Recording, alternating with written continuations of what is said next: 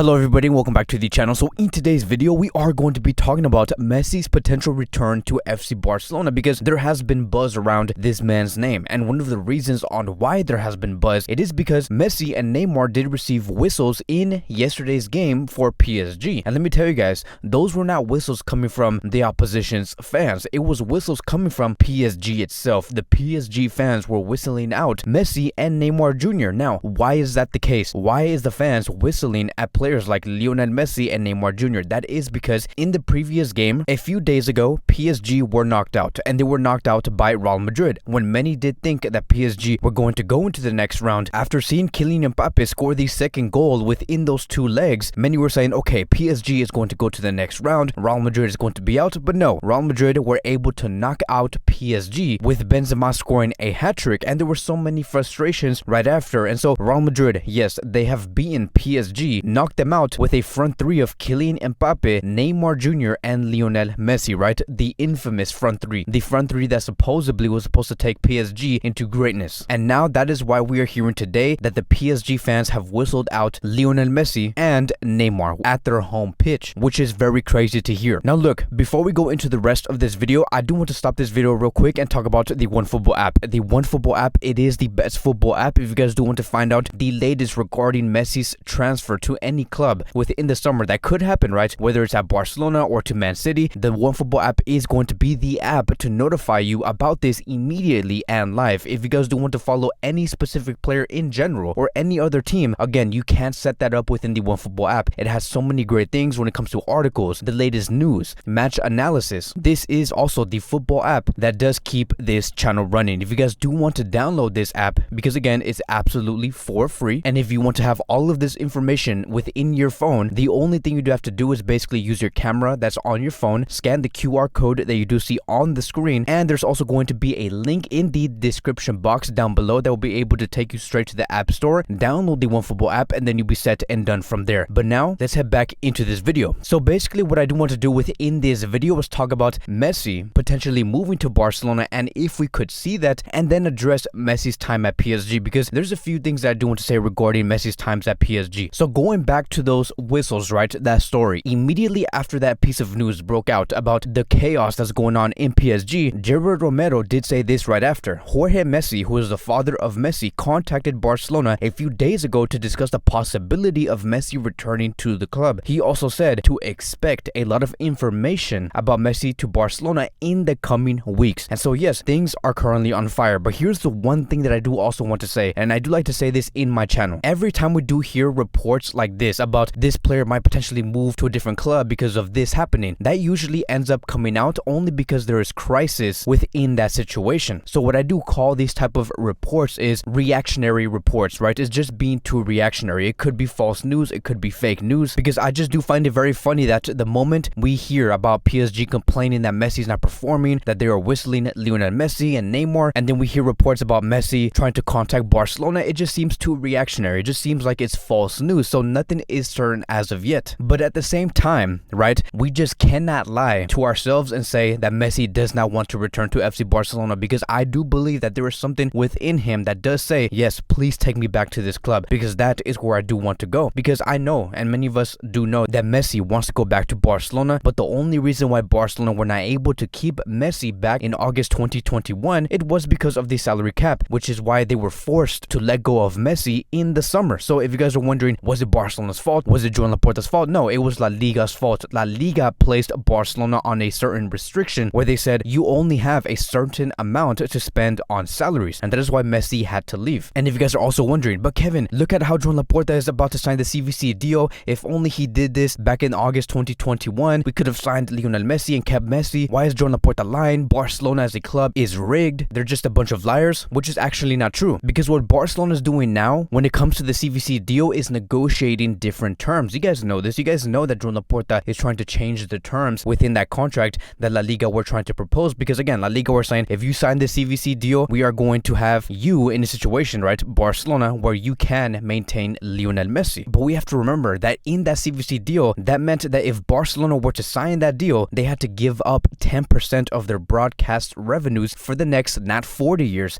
not 45 years, but for the next 50 years. Do you really think that would make sense on Barcelona's perspective? perspective as a whole, like that is only, right, going to go completely against on what we stand for today, which is we need to put the club over anything else. If we were to sign that CVC deal only because we wanted to keep Messi so bad, that meant that we have placed Messi over the club, because this was not going to be good for the club in the long term, which is why, again, like I'm going to say, this is why Laporta and Mateo Lemon are negotiating a brand new CVC deal at this current time, where Barcelona do not have to give up control. So again, going back to that question, could we see Messi return? And I'm assuming, right, let's assume that Messi wants to return, that he starts to ask PSG that he wants to leave, and he asks Barcelona, can you guys do anything to make me return in the summer? Let's assume that, right? I think that as of today, as of now, I'm just going to be saying this. Where we do stand currently, I think that Messi wants Barcelona more than Barcelona wants Lionel Messi. And let me explain why I am saying that. And it is because of a multitude of things. Barcelona right now are so focused on building a great team. And you and me know this. They want to renew players like Gavi and Araujo. They have to fix that first. They want to close the CVC deal and fix that first. They want to close the Spotify deal and also fix that first. And they also want to sell 49% of Barca studios. They also need to finalize that first before they even get into a conversation of bringing back Lionel Messi. They want to be financially stronger again. And they also need to finalize the deals that Barcelona are trying to make regarding the free agents. Christensen, right? That is supposedly 100% done. Mazraoui is also another player that Barcelona do want to bring in. Azpilicueta, Kessie. Barcelona want to bring in these free agents because it's going to reinforce the squad overall. And then they also want to sell players. So for example, could it be Lenglet? Could it be Martin Braithwaite? Could it be Memphis Depay? Could it be Mingueza? Ricky Puig? Many of these players could be leaving in the summer. So there's so many things that Barcelona have to take care of before they even get into the conversation of bringing back Lionel Messi, because again, the club goes first. Barcelona are really focused on trying to build a very strong team, both on the sporting side and on the financial side, which I believe it is the correct path. We need to be stronger on and off the pitch. So once we do get those things done and finalize all of these deals, then we can ask, okay, what is next? The conversation is going to be this: should we bring back someone like Lionel Messi and spend around 40 to 45 million euros, or bring someone like Erling Haaland? Let's just say, for example, if Haaland goes to Man City, then yes, they're going to have a conversation about, okay, should we bring back Lionel Messi? So it's really going to be depending on where Messi and Barcelona do stand at that time, by the time we do finish all of these deals and the season is over in the summer. Because when it comes to the latest regarding how Messi feels about Barcelona and how Joan Laporta also feels about Lionel Messi, it does say here, according to Luis Rojo, the relationship between Barcelona and Messi aren't great exactly following last year, but Joan Laporta wants to fix it. Everyone at Barcelona would like a return, but they also believe it is unfeasible at the moment. Messi would like to fulfill his contract at PSG for maybe one more year. Everyone at the club wonders if he will one day return. He could do it as a technical secretary or a sporting director, but it doesn't look like it's going to be possible as a player. His return under Joan Laporta as president, it is complicated, although it is not 100% impossible. So there is a long way to go before we can even have this type of discussion. And now I do want to move this video into a different phase, right? Now I do want to address Messi's time at PSG, because this is where things get like very heated. Like I'm going to try and control myself so I don't make this video too long and make it like 20 minutes, but I'm going to try and keep this very short. Many were asking me, hey Kevin, what do you think about his time at PSG? How would you rate his time? Do you think he was efficient? Do you think it was the right move for these PSG fans to whistle at Messi for what he has been doing at PSG? And here's the thing, right? Messi has a total of 26 games that he has played, and within those 26 games, right, 26, he has scored a total of 7 goals and 10 assists. He has done all of this within a span of 26 games, which means that Messi has been involved assist and goal wise more than 50% of the games that he has played. And this is where things get a little weird, right? Because many are saying, coming from the PSG fans, and they're complaining that Messi has not done anything in the Champions League. Now let me tell you guys, these 7 goals that Messi has scored in all competition, 5 of those goals came from the Champions League. 5 of those goals came from the group stages. Without those 5 goals that Messi has scored, PSG would have never been in that next round against Real Madrid in the first place. Like, really think about that. Really think about just how much he has done to take away PSG away from the group stage and to go into the next round. Of course, Kylian Mbappe assisted. Of course, Neymar Jr. also scored goals or probably put in an assist. Of course, Kylian Mbappe probably scored goals also in the group stages, but no one has done it like Lionel Messi did it in the group stages for PSG in this season. But no, the fans are neglecting that. The fans are saying, I'm not going to be seeing that. I want to have an agenda. I'm just going to point fingers at Messi because at the end of the day, we have been knocked out by